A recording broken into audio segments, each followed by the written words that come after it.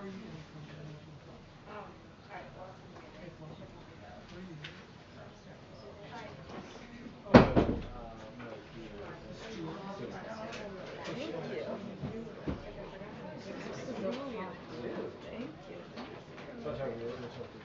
can I have like a Ukrainian?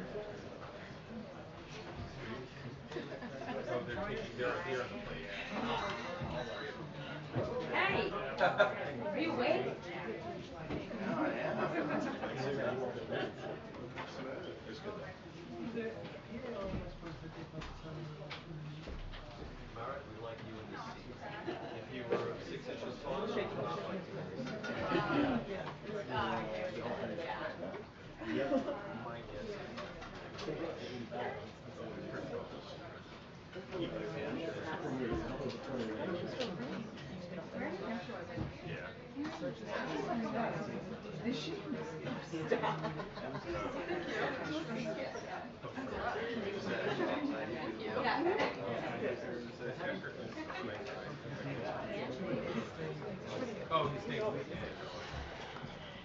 Hi, good afternoon, everyone.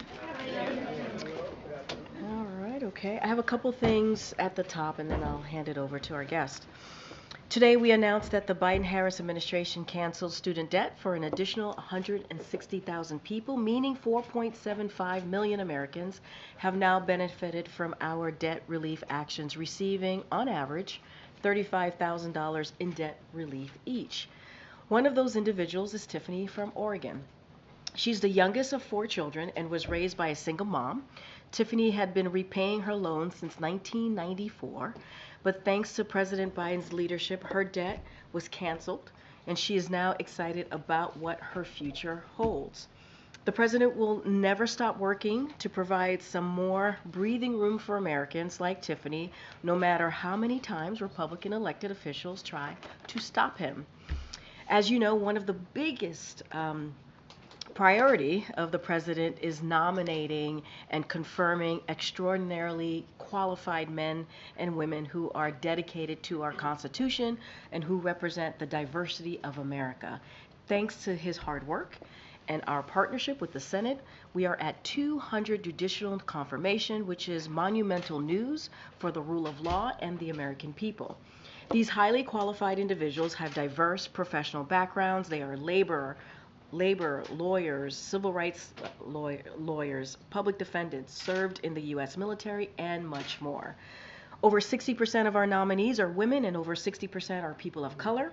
They include Justice Ketanji Brown Jackson, the first black woman to serve on the Supreme Court. We've confirmed more Hispanic judges to circuit courts than any previous administration. We've confirmed more black women to circuit courts than all previous presidents combined. And let's remember, these judges will rule on issues critical to fundamental freedoms: reproductive health care, the freedom to cast ballots, whether workers have the freedom to unionize, whether children have the freedom to breathe clean air and drink clean water. And while these milestones is great news, we know there is much more work to be done. Next, we are praying for those who tragically lost their lives as deadly tornadoes that ripped through Iowa.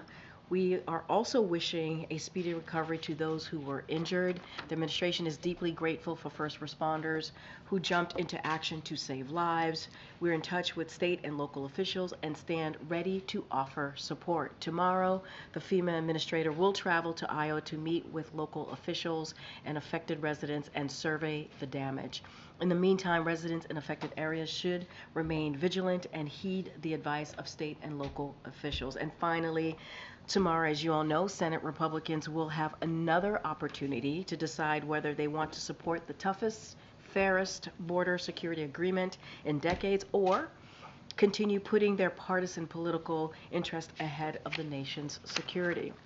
Let's not forget, after months of negotiations, we reached a bipartisan agreement that would have delivered the significant policy changes, resources, and personnel needed to secure our border and make our country safer. That included thousands of additional Border Patrol agents and Customs and Border Protections personnel, technology to catch fentanyl and personnel and personnel to go after drug traffickers, asylum officers, and immigration judges to improve the processing of asylum cases so they are resolved in a few months and not years, a temporary emergency authority to shut down the border when the system is overwhelmed, and access to lawful immigration pathways while expediting access to work authorization for those who are eligible. The president is clear about where he stands. He believes we are a nation of immigrants and a nation of laws. We can expand lawful immigration pathways, and we can ensure our border is secure and that those who do not have a legal basis to remain are removed. Time and time again, the American people have shown that they do not want mass raids, family separation, or kids in cages. They want a secure border and lawful immigration opportunities for those seeking to come to America to enrich our country. That is why President Biden is pushing for, and that is what this bipartisan agreement would move us towards. It's now up to Republicans in Congress. Do you actually want to do something to solve the problem, or would you rather use it as a political issue? With that, I will hand it over to Jake Sullivan, our National Security Advisor, who would give us an update on the visit tomorrow with the Kenyan president, or today. Remember what you wanted to say, Jake? I'm not sure what that was in reference to, but good afternoon, everybody. Thank you. The President and the First Lady will welcome President William Ruto and First Lady Rachel Ruto to the White House for a state visit and dinner tomorrow. The official program will actually begin later today with President Biden and President Ruto sharing some informal private time together and then participating together in a technology and investment roundtable with U.S. and Kenyan CEOs and other business leaders in the East Room. President Biden is really looking forward to celebrating and deepening our 60-year-old friendship with Kenya as it grows from a regional partnership to a global one. This is the first state visit by an African head of state in nearly 20 years. It is long overdue, and it's emblematic of the priority that President Biden has placed on our commitment to the people of Africa and to elevating their voices in global governance and global problem solving. In December of 2022, the President hosted leaders from across the African continent for the U.S.-Africa Leaders Summit in Washington, D.C., where, in fact, he first met President Ruto. President Biden called for the African Union to be able to join the G20 as a permanent member. And in September of last year, the G20, in fact, welcomed the African Union as a permanent member. We've also had a historic number of senior U.S. government leaders travel to the continent. Since 2022, 24 senior officials have traveled to Africa, including the Vice President, the First Lady, and 7 members of the President's cabinet.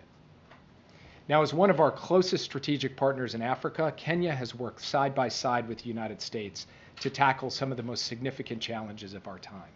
And over the next few days, you'll see President Biden and President Ruto commit to deepening our partnership on critical and emerging technologies, on improving health, on fighting climate change, on supporting civil society, on enhancing peace and security, and of course on enriching the people-to-people ties between the United States and Kenya.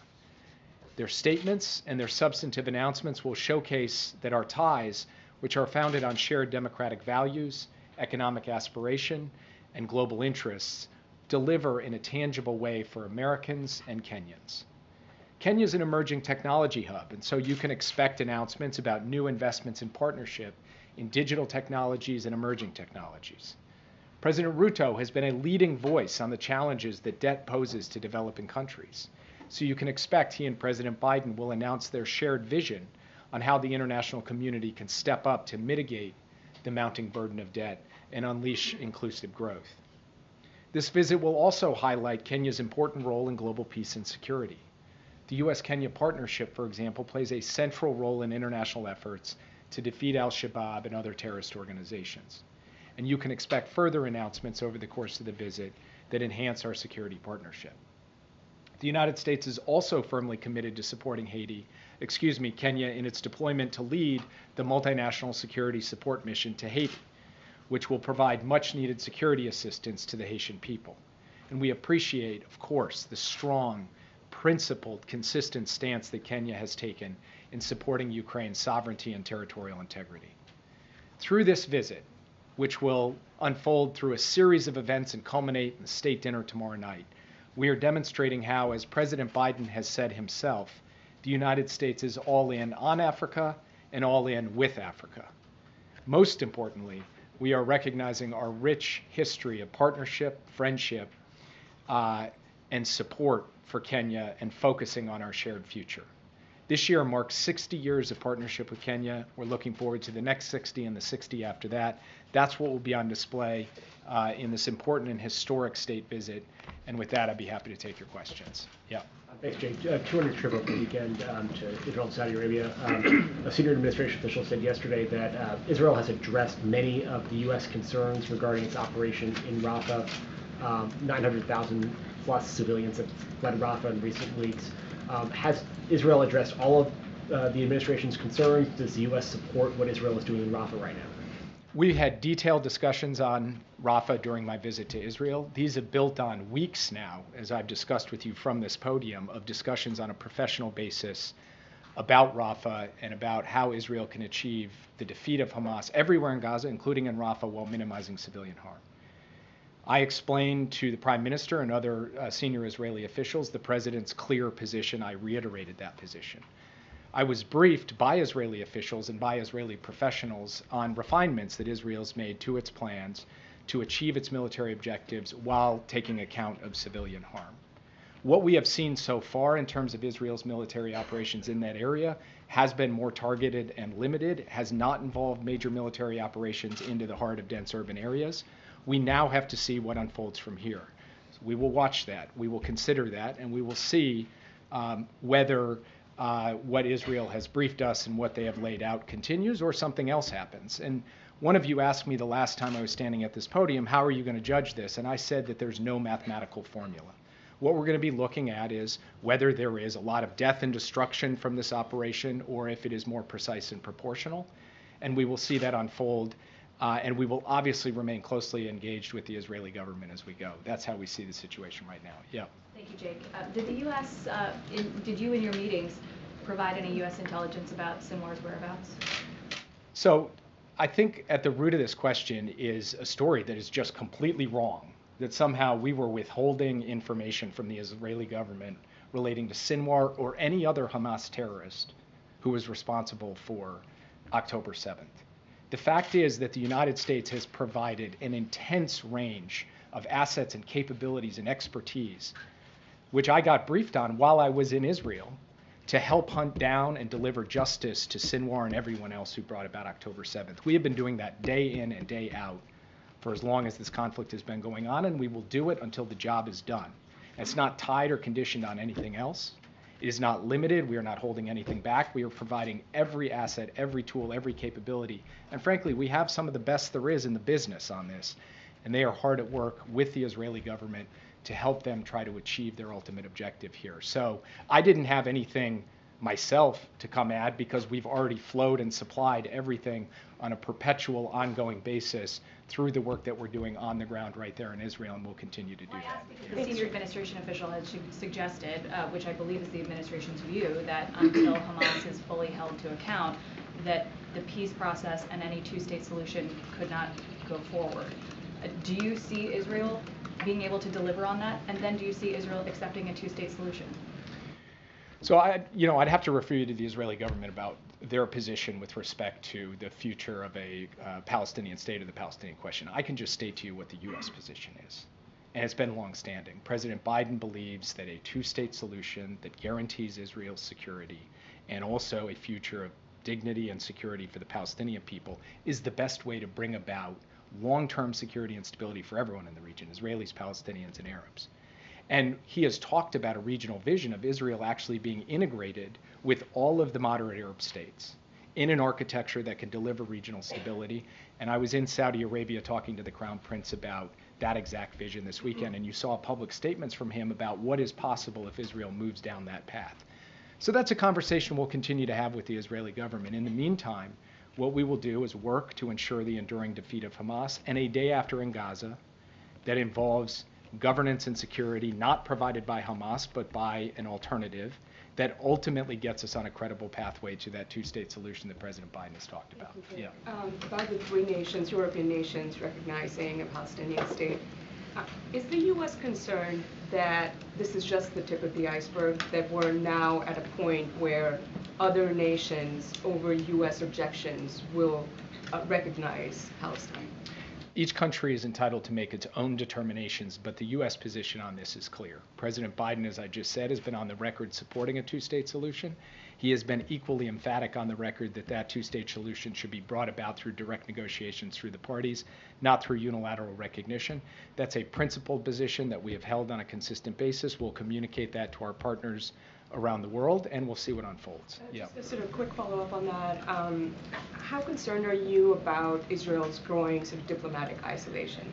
And do you view it that way? And what does this also mean for, any deal, any Saudi deal to recognize Israel going forward? I mean, does this diminish the chances of that? I think it's a fair question. As a country that stands strong in defense of Israel in international forums like the United Nations, we certainly have seen a growing chorus of voices, including voices that had previously been in support of Israel, drift in another direction. That is of concern to us because we do not believe that that contributes to Israel's long-term security or vitality.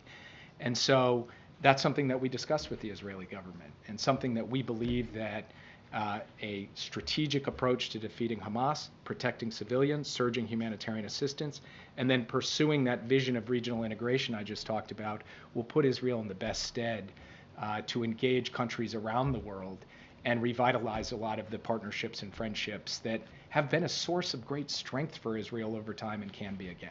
Yeah. Thank you, Jake.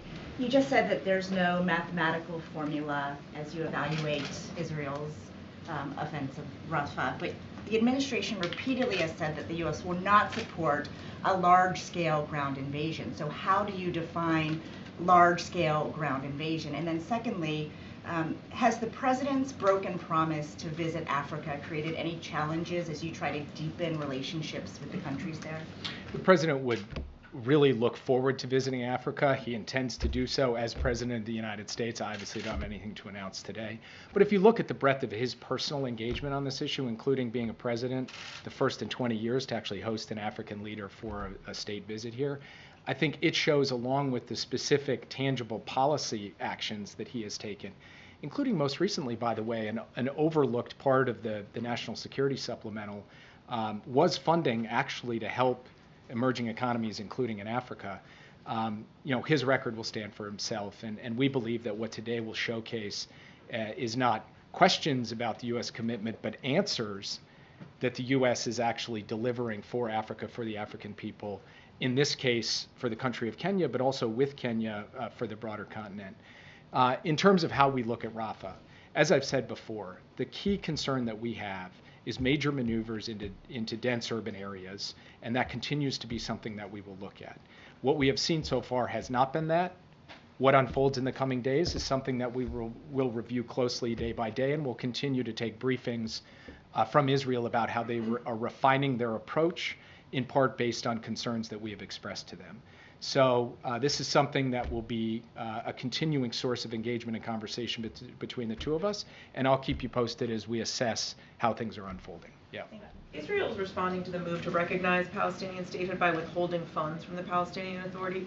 What do you make of this decision and the economic impact that it could have? I think it's wrong. I think it's wrong on a strategic basis, because withholding funds destabilizes the West Bank.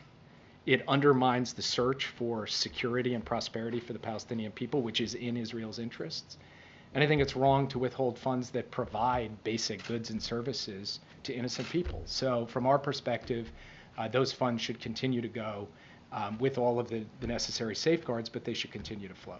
And also, Leader Schumer is in talks with the Speaker to invite Netanyahu to come and address Congress. Does the President support the Prime Minister delivering an address like this at this time? So we have not at this point heard from the Prime Minister on a joint address to the Congress. The President talks to the Prime Minister. In fact, he just talked to him not too long ago. Senior administration officials engage with him. I just did so over the weekend. So we'll stay in touch with the Prime Minister, and obviously we'll stay in touch with the Congress and see what happens. Yeah. Japan hosts the largest number of U.S. forces overseas. And the Prime Minister was just here, the previous Prime Minister was just here. And with all these wars breaking out, there's great concern on what China is doing in the region. And there's been reports that there are U.S. military in Taiwan for the first time since 1979. Can you confirm that at all? I don't know what that report is. I know nothing about it, so can't speak to it. Also, been waiting for an interview with Japanese media, so if that was possible. Interview with Japanese media? There hasn't been an interview with any of the Japanese media yet. So. The president has given a press conference in Tokyo and answered questions from the Japanese media. Yeah. Thanks, Jake. Two questions. One, does the administration support the Republican push of sanctioning the ICC after the recent arrest warrant applications? And if so, what would that mean? And then also I wanted to ask you, after your trip to Israel this weekend, do you feel, I guess, could you characterize how you feel about the Israeli exit strategy for ending the war in totality? So on the question related to the ICC, we're in consultations on a bipartisan, bicameral basis with the Hill on all of the options for how to respond to what the ICC has just done. We haven't made any determinations. When we do, we'll be sure to let you know. And then your second question was? After the trip to Israel this weekend, do you feel like the Israeli government has a path towards ending the war, and what do you see as their exit strategy? Look, I'm going to let them speak to their exit strategy. What I will say is what I've said from this podium before. We believe the only way to defeat Hamas and lead to Israel's long-term security is connect the military effort to a holistic, integrated strategy for defeat of Hamas and securing all of the other objectives that we've discussed. That's something that we think Israel could be clearer about publicly as well as privately, and we'll continue to work on that. But the most important thing is not really what I think, it's that you're hearing senior voices inside the Israeli system speak to these issues. And that debate, we think, is a healthy debate because at the end of the day, we know from our own experience that military force alone is not going to get the job done. It needs to be a holistic strategy. Yeah. Jake, you talked about one of the key objectives, of course, is the provision of humanitarian aid and food to the people of Gaza. The Pentagon within the last 24 hours said that they did not believe that any of the aid from the pier, where the construction was led by the United States military, has been received by the people of Gaza to this point. Your thoughts on that, given this, has this been a failure? How do we fix this situation, and was the U.S. insufficiently prepared to utilize this as a means by which to deliver aid? First, just to level set, since Saturday, the UN has in fact distributed humanitarian supplies from the pier to Palestinian civilians in Deir al-Balah, in al-Mawasi, and in Khan Yunis. So aid from the pier has now gone specifically to the Palestinians who need it? That's correct. And there's been about 695 metric tons of food that has come off the pier so far. About 2/3 of that either has gone or is on its way to going to Palestinian civilians. The issue is not actually getting food to the pier or off the pier. It's being able to ensure that we have necessary security arrangements in place to deliver it. We have had modalities to get some of that aid distributed. We are in the process of building out to get more of it distributed. So the answer to your initial question is no, it's not a failure of planning. Yes, it is an indication this is a dynamic environment and we need to continue to refine. But aid is flowing. It is not flowing at the rate that any of us would be happy with because we always want more. But we are actually seeing good cooperation between the U.S., the IDF, the UN, and other humanitarian organizations to ensure that aid goes from that pier to innocent people in need, and we'll continue to do that as we go forward. Follow up quickly on the situation in Iran. Obviously, we're within the 5 days of mourning after the loss of two of the key leaders in that country right now, the mourning led by the Ayatollah there. Obviously, there were initially concerns that the U.S. may somehow be blamed, though the U.S. claims no responsibility, obviously, for the crash of this helicopter. Can you give us any better understanding of if there are concerns that the U.S. is facing, or you've been satisfied with the way Iran has sort of characterized things in the days since then? Is there any reason for concern right now? All I can say is we had nothing to do with it, and if at any point Iran tries to accuse us of having anything to do with it, we will push back extremely strongly, directly, and vociferously. Yeah. The UK's defense minister said today that the US and the UK has evidence that China could be providing lethal aid to Russia. Can you speak to that at all? Well, going back to 2022, I've actually stood at this podium and warned about my concern that China might provide weapons, direct lethal assistance to Russia. We didn't see that in 2022. We didn't see that in 2023. We have not seen that to date. I look forward to speaking with the UK to make sure that we have a common operating picture. We have had one. We've been on the same page. So I just want to understand better what exactly that comment was referring to. What I would point out is that just recently we have been articulating in quite urgent terms our concern about what China is doing to fuel Russia's war machine, not giving weapons directly, but providing inputs to Russia's defense industrial base. That is happening. That is something we're concerned about. We've taken action to deal with that in a concerted way with our allies and partners, and you can expect more of that action in the period ahead. Will the president go to the peace summit next month in Switzerland? He would be the only G7 leader who has not accepted that invitation. I don't have any announcements on that today. What I will say is that I've personally engaged in preparations for that summit, as have others in our government. And we've been a key player in helping drive forward a vision of peace that includes Ukraine's sovereignty and territorial integrity and the principles of the UN Charter. But I can't make any announcements today about the president's travel. Yeah. Can I go back to Africa for 2 questions? Yes, you may. There you go.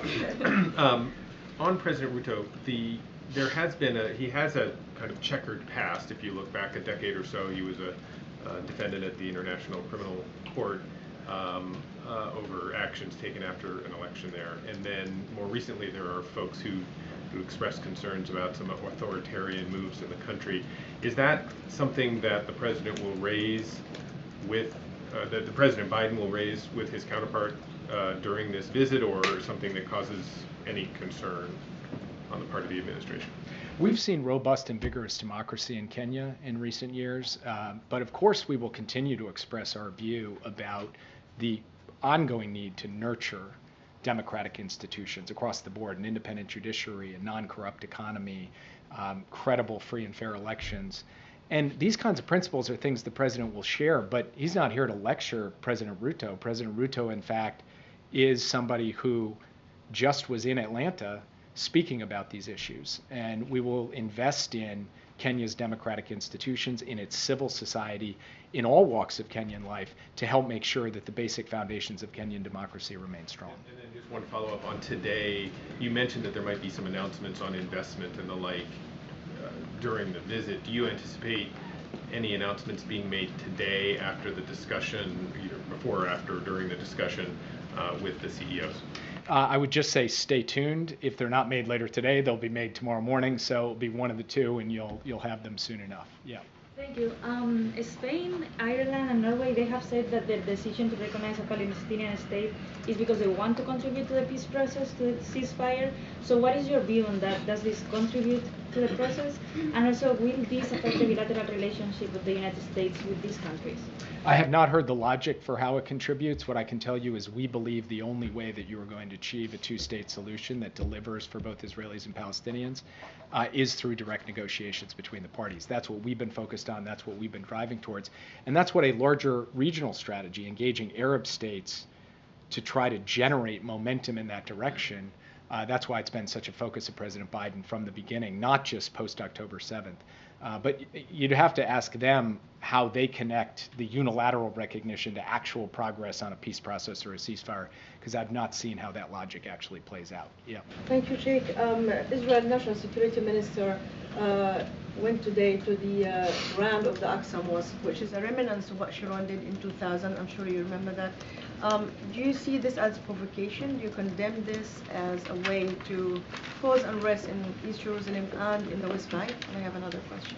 So I have not seen what he did, and therefore do not want to comment on it prematurely. What I'll do is go check out what exactly unfolded today, and then we'll have comment for you as a result of that. And allow me to press you on what you said about you refer us to the Israelis on the two-state solution. With your respect, this sounds like an easy answer, because the president's vision is dependent on the two-state solution. The president's vision is, and the leverage is all on the Israelis to make them closer to what he wants to achieve. American national security is dependent on that, whether it's with the Houthis in Yemen, the militias in Iraq, or the Hezbollah in Lebanon. So it is vital for you to use all the leverage to convince the Israelis. So how can you tell us, well, go and ask the Israelis, because if they said no, then that's no, but this is our vision. How can you see the two sides, their vision and your vision, as not contradictory?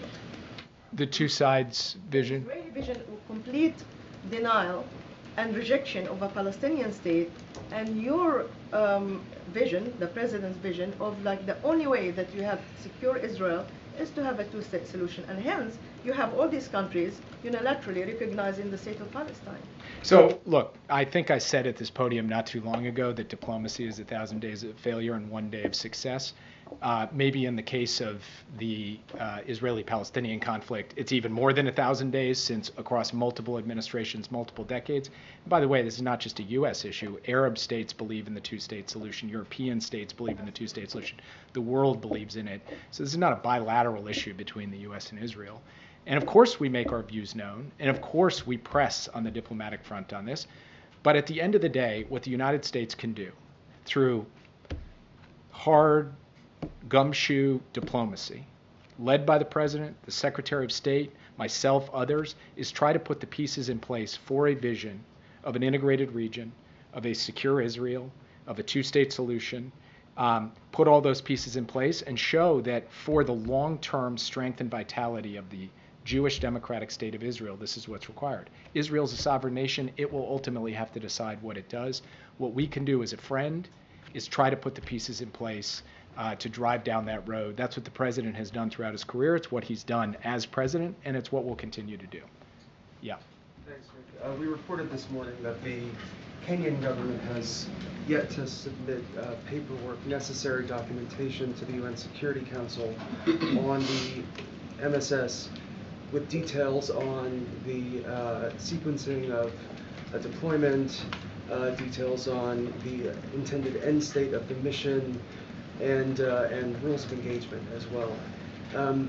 Are you confident that Kenya is prepared to answer those questions? And specifically on rules of engagement, what do you want to see of the mission and specifically of Kenyan leadership? I am confident that Israel, too many countries, that Kenya is prepared to carry out what it has set forth with respect to this multinational security support mission. And it's not just going to be Kenya. It's going to be Kenya leading with a range of other countries, with the United States providing a considerable amount of financial and logistical support and a certain backbone to all of it. Obviously, this is not something that, is a completely straight line. It is a dynamic operating environment, to say the least, in Haiti. And this is going to require an adaptive, flexible approach, but one guided by certain core functions and operations. Kenya has laid that out. It's worked that out in close collaboration with the United States, and it has consulted closely with the UN on this along the way. So with respect to whatever particular report or forms are necessary to file, that's one thing. In terms of whether the substance of the operation is well understood by Kenya, the partners in the United States, I believe it is, and we expect the deployments to unfold in the not too distant future. In terms of rules of engagement, the key thing here is that this multinational security support mission is exactly that, a support mission of the institutions of the Haitian state, not a replacement for it. That is the core proposition behind it, and that's what it's going to carry out. Yeah. Do you have a reaction to the British Prime Minister calling a general election for July 4th? Were you surprised to see that today?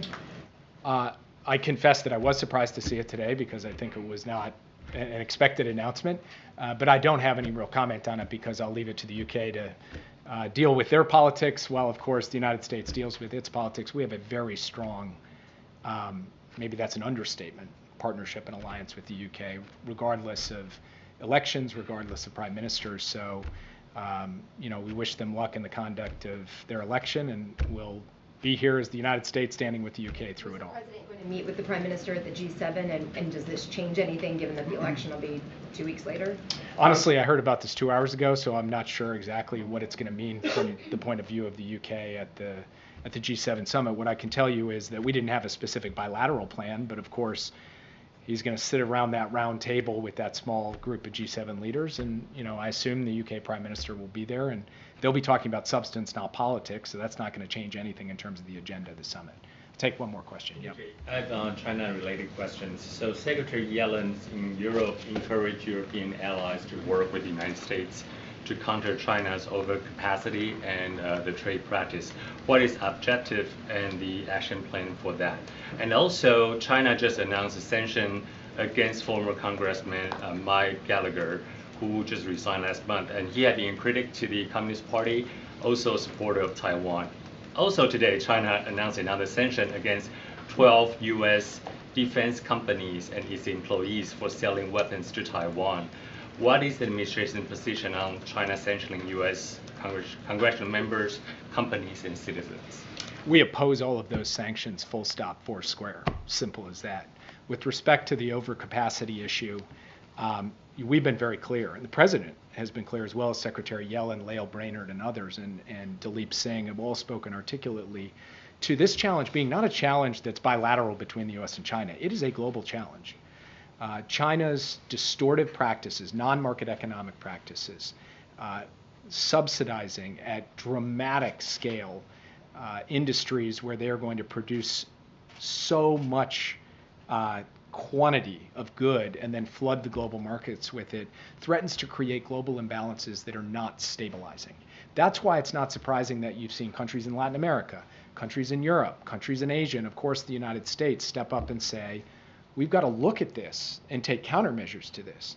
And I think what the Secretary is hoping to do at the G7, building up to the summit in Italy, is to get a common picture of what the nature of the challenge is, get a common understanding of what the tools to deal with it are, and also a common understanding of how we engage with China in a dialogue on these questions to express our concerns and indicate that we need to take steps to defend ourselves. That's what the intent is. That's what we hope to do.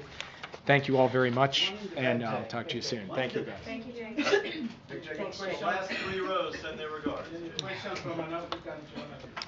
Okay, thank you so much, Jake.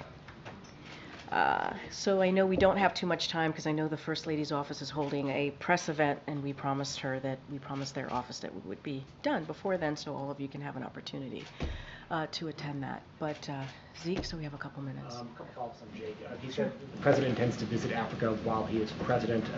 There are less than 8 months until Inauguration Day, so should we expect to visit the president to the African continent between now and January 2025? And as Jake also said in his answers, we don't have anything to announce at this time, but the president's, he obviously, while he's president, he would like to keep that commitment and indeed make a visit to Africa. I just don't have anything to announce at this time. And then one of your favorite topics, the Hatch Act. The Office of Special Counsel indicated that they would begin working to enforce the Hatch Act on White House employees. Is that something that this White House is supportive of? So I'll say this: we are reviewing the opinion, obviously that just occurred. I do want to note a couple of things that, as recently as November 2021, the Office of Special Counsel stated that, and I quote, significant constitutional concerns would be raised by referring White House commissioned officers to the Merit System Protection Board. This is the MSPB for discipline. And for decades, we have to remember this as well, OSC's practice with respect to Hatch Act matters involving White House commissioned officers has been to refer those matters to the president for discipline. That's what's been going on for decades now. So, and that is also what OSC has said was legally required in 2021. So we're not aware of any changes in the law eliminating that requirement, but obviously we're going to review that opinion. Just don't have anything to share at this time.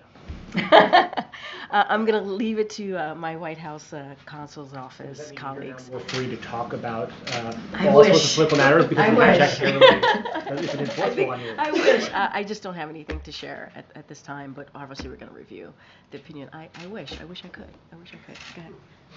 Has the president spoken to any of the governors in the Midwest who are dealing with a lot of this severe weather? And can you just discuss a bit any of the coordination that's going on between the White House and these states in terms of cleanup and recovery? So, look, you heard me at the top mention how, how we are, obviously, folks are in our thoughts and how devastating it's been with these extreme weather and what it's led to, and obviously people have lost their lives.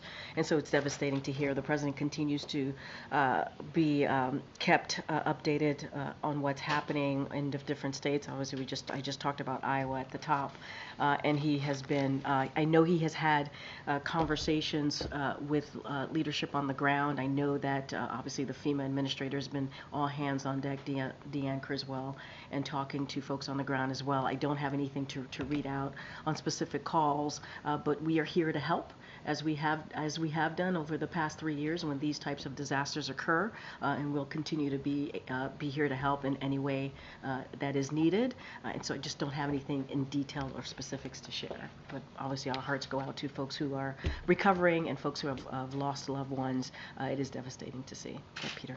The RNC headquarters is reporting that it received blood vials today. Right now, obviously, that's under investigation, but this White House has been very clear in the past about aggressively condemning political violence, intimidation of any kind. Will you do the same given these circumstances? I will do the same as I have done many times before. As you just stated, the Capitol Police is looking into this, so I would leave it to them to investigate what's going on. It is concerning. We've obviously seen the report, and we are going to do what we've consistently have done from here is condemn any political violence, threats, or intimidation that has no place in any community, and certainly in our political discourse.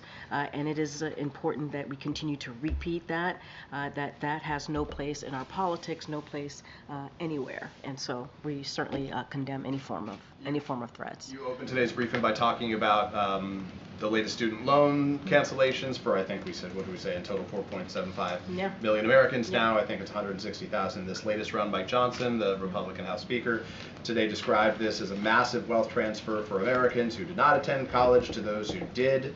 And he described it as a shameful play to buy more votes 6 months before an election. I will say to the congressional member Mike Johnson, obviously the speaker, is that what is shameful is that Republicans continue to get in the way of helping us deliver a little bit of breathing room for Americans who deserve that opportunity. You heard me talk about Tiffany, the young woman who one of the things that people should know, and if you don't, is that when folks are receiving these debt relief announcements from the president, they have an opportunity to tell their story. They have an opportunity to say why this matters to them. And we're talking about millions of Americans who now have an opportunity to start a life, have an opportunity to move forward in a way where they can reach that American dream or reach whatever it is that they wanted to do, not just for themselves, for their families. So we believe, and the president's not going to walk away from doing that. He believes it's an important commitment that he made to Americans. It is a broken system.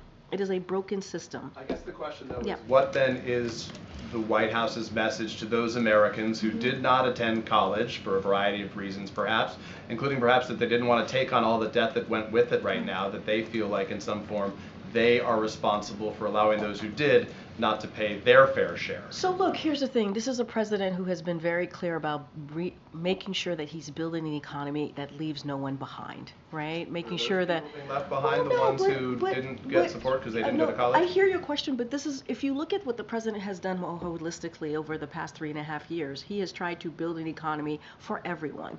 This is one part of his economic policy. When you think about creating 15 million jobs, many of those jobs, if you think about the different legislation that he's obviously passed into law, whether it's the bipartisan infrastructure legislation, CHIPS and Science Act, it's creating jobs that are good union-paying jobs, where you don't need a college education, right? Where you can make 6 figures and actually have that opportunity to start your family. He is creating an economy from the bottom up, middle out, making sure that the millionaires, the billionaires and corporations are paying their fair share, right? Not like Republicans in Congress who want to give them a tax giveaway. So he's trying to make sure, this is one part of his economic policy, but as he's thinking forward, as he's looking at all Americans, all communities, he wants to make sure that there is an economy that doesn't leave anybody behind. And as historically, that trickle-down economics does not work, and he does not want to see that. So we have given opportunities, and we want to continue to give opportunities for folks who feel like they need a little bit more help. And I guess just to put a fine point on it right now, for the 4.7 million Americans who have received this debt relief, the average, as you said at the start of this visit, was $35,000 their relief has been for. So I guess why don't those individuals who didn't receive $35,000 in debt cancellation deserve a $35,000 check from other Americans for what other means they would want to use it? You're talking about those people who didn't go to college, so they're not getting debt relief, the $35,000 that they don't get because they didn't go. We're talking about folks who are in debt who are literally being crushed because they took they took Literally being crushed. Let's be financially.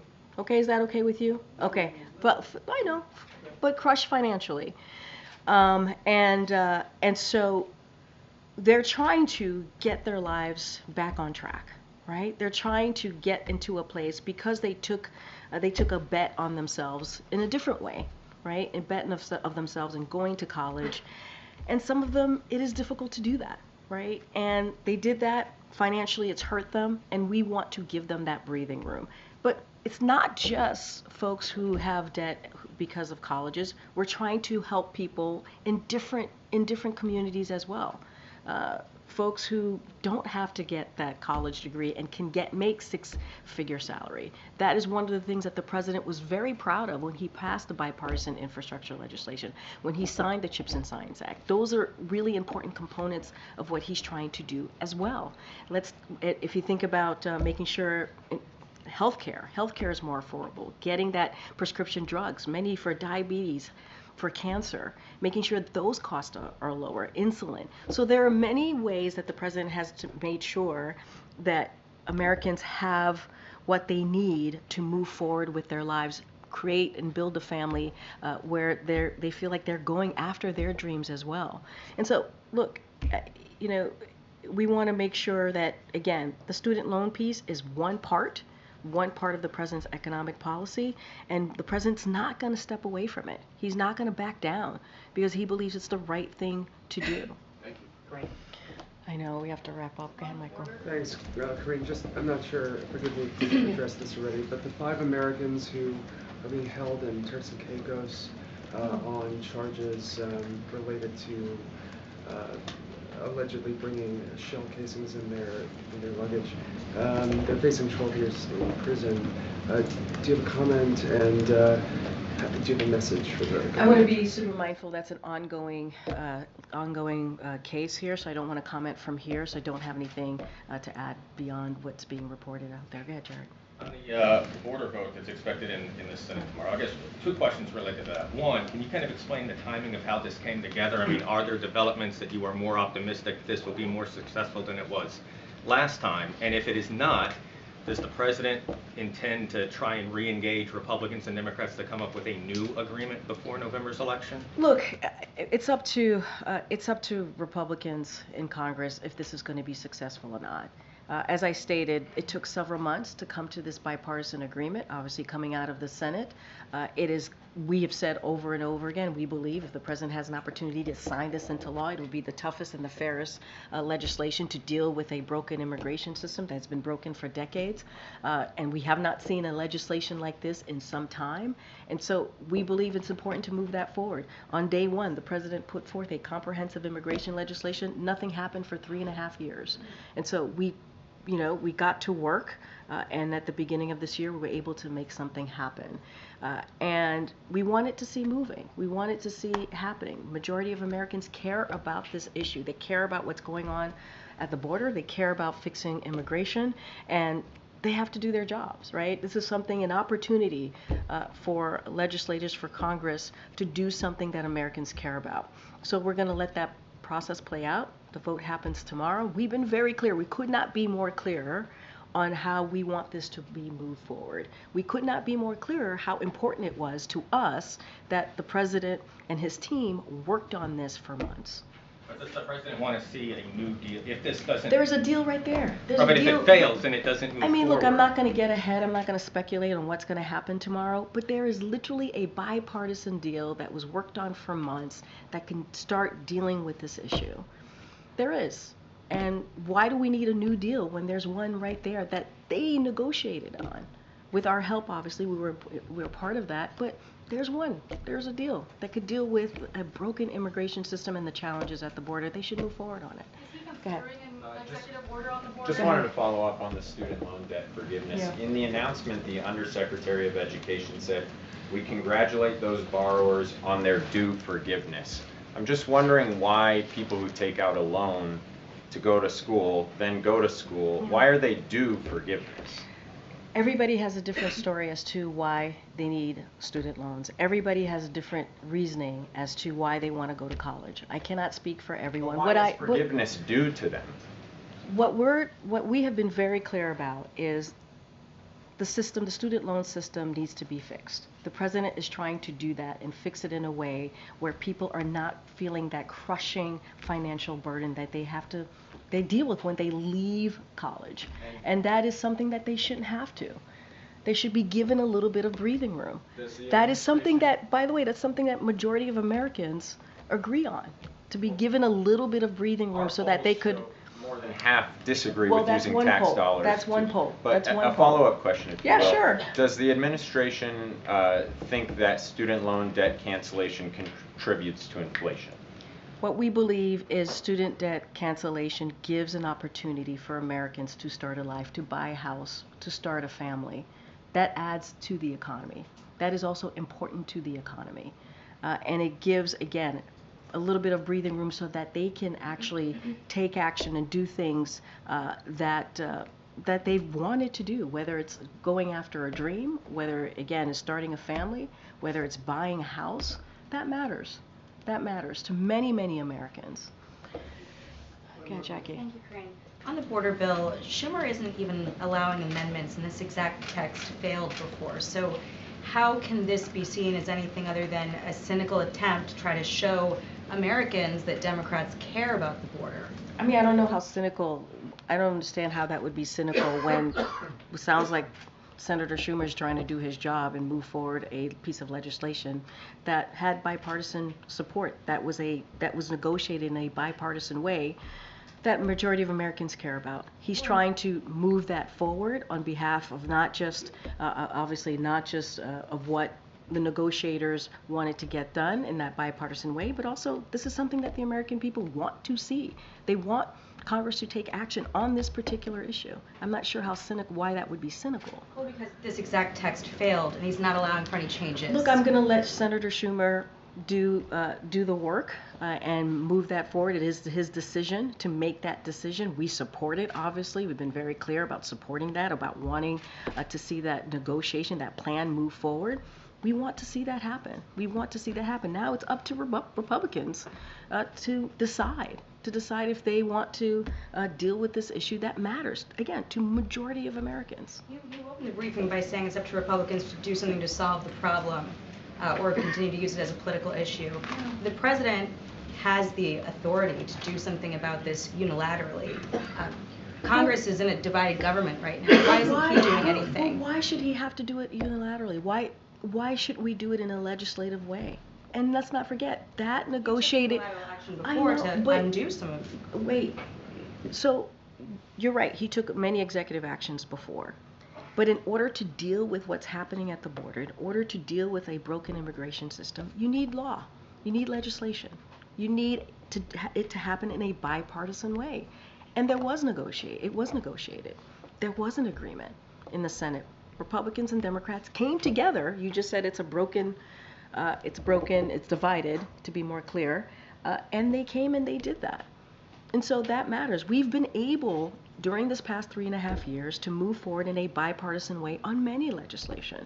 So this one is important. Why can't we do that here? Well, just because in the framework through which it's coming up again, not allowing for any changes, no indication this vote's going to be any different, and it looks like, if anything, bringing up this vote again and setting it up to fail again is really just an indication that Democrats know that they're vulnerable on this issue. So here's what I'll say, is that I'm going to leave it to Senator Schumer, I'm going to leave it to Senate leadership to speak to the votes, to speak to the process and how they're going to move forward. That is literally something for them to talk about. What I will say is it is long past time to get this done, to get this moving. We were able to get a bipartisan negotiation, a plan forward on an issue that many Americans care about, on an issue that matters for our immigration system, for what's happening at the border, and that's a good thing. And so Senator Schumer, and we support this, wants to move this forward. We want to see this move forward as well. The senator is very good at this. He's very good at dealing with big legislation, obviously, as we've been able to move important legislation through over the past 3.5 years. So I'm going to let him speak to that. One last one, a different topic on the ICC. You said that the administration's working with Congress in a bipartisan way on this ICC arrest warrant issue. Is the administration willing to implement any visa bans or place sanctions on So, ICC officials? I'll say this, National Security Advisor Jake Sullivan literally was just asked a question about this. I don't have anything else to add. We are in conversations on the Hill. He said this in a bicameral way, in a bipartisan way. Don't have anything to announce. We've been very clear on where we stand on ICC. Thank you so much, guys. Thank you.